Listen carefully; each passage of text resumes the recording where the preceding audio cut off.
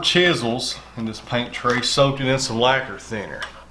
Now the reason I got chisels soaked in lacquer thinner is because these are brand new. They are Stanley Sweetheart chisels that Stanley reintroduced a few years ago based off the 750 chisels that came out a long time ago. That people, really strong opinion out there of people that those are probably some of the best chisels ever designed for cabinet making and for carpenters. The 750 line was. So they reintroduced this line a few years ago, and I received these for Christmas as a present from my mother.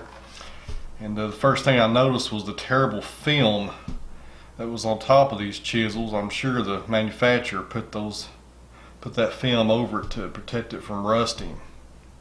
But anyways, I'm going to show you how to get that lacquer off and how to sharpen them up and get them ready to go.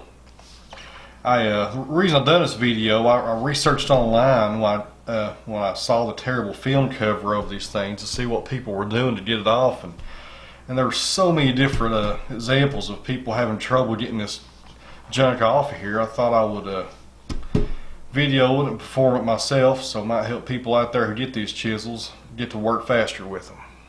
And what you can do is I let these things soak overnight. They've been soaking for about 24 hours in this lacquer thinner, and just by soaking alone, not even by really putting any abrasives on it, you can a lot of it's already came off, and I can see it floating in the water.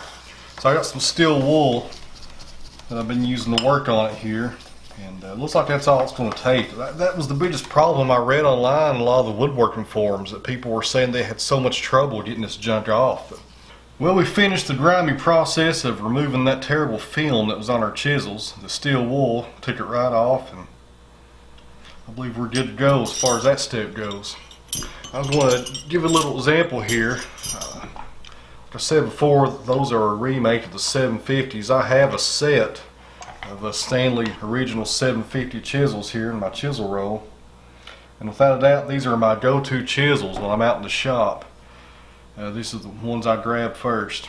And you can see the resemblance here in the design. Get one to better fit this size here. You can see the resemblance here. They pulled it off as far as the designs and the angles and the way these chisels are made. They mirror each other. Only time will tell, though, which is the deciding factor, which is what kind of steel is used. We know this is a good steel.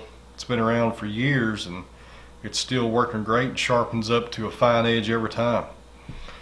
Only time will tell, after years of repeated use, what kind of steel's in these new Stanley Sweethearts and if the value's there or not. Give you an example here. If you get what you pay for, those chisels that we're going to be sharpening up here were about $20 a piece.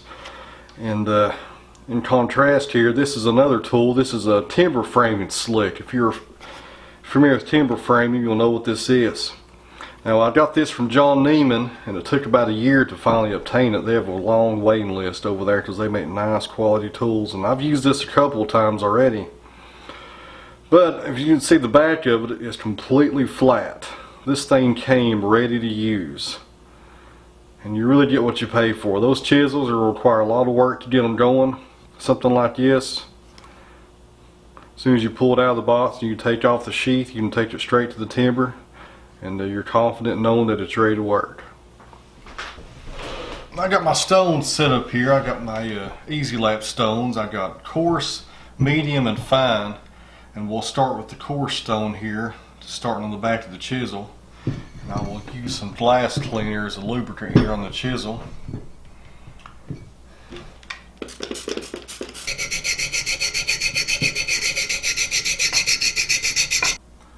Now, a good easy way here to check your progress when you're flattening the back of chisels, I like to take a Sharpie. Let's make some lines right here across the back of the chisel, and work on it a little bit more, then take a look at the back of it, and you keep going until all the lines disappear that the Sharpie's made on there.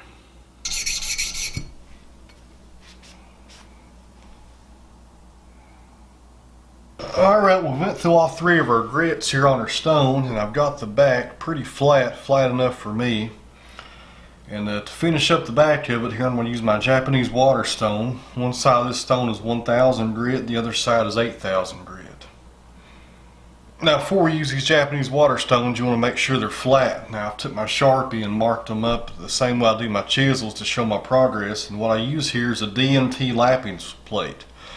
This is the fastest method that I've found and the best tool that I think there is to use to flatten your water stones. If you do a lot of sharpening of axes or chisels or just knives or anything where you're using water stones, this right here is the fastest, most effective way to accurately flatten your stones.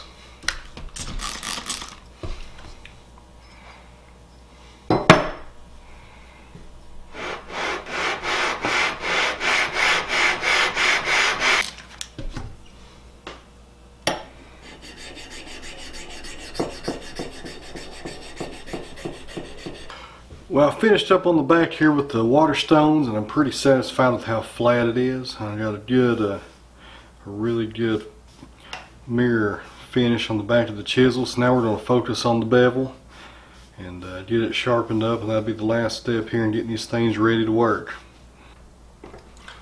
Now a lot of people will freehand sharpen their chisels or plane irons, but I like to use a jig.